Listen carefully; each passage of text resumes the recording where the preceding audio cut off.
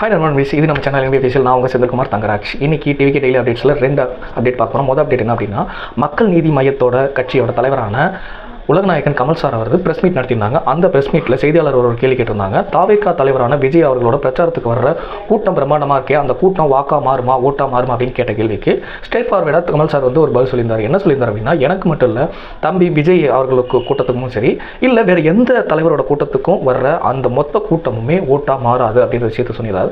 இப்போ அது சோசியல் மீடியாவில் திருச்சி பேசிகிட்டு இருக்காங்க. நம்ம தலைவரை தாக்கி பேசினதாகவும் அந்த மாதிரி பேசிகிட்டு இருக்காங்க. அந்த மாதிரி எதுவுமே அவர் பேசல. அவர் சொன்ன பதில் இதுதான். ரெண்டாவது அப்டேட் என்ன அப்படின்னு கேட்டிங்கன்னா, திருவாரூரில் போன வாரம் அண்ணன் தளபதி விஜய் பிரச்சாரம் பண்ணுறதுக்கு வந்தப்போ அவரோட வரவேற்புக்காக ஒரு பிரம்மாண்ட மாலை கிரெயின் மூலமாக அவருக்கு போடப்பட்டதாக இருந்துச்சு. அதோட சைஸ் காரணமாகவும் விதிமுறைகளில் ஒன்றாகவும் இருந்ததுனால தலைவர் அதை ஏற்றுக்கல.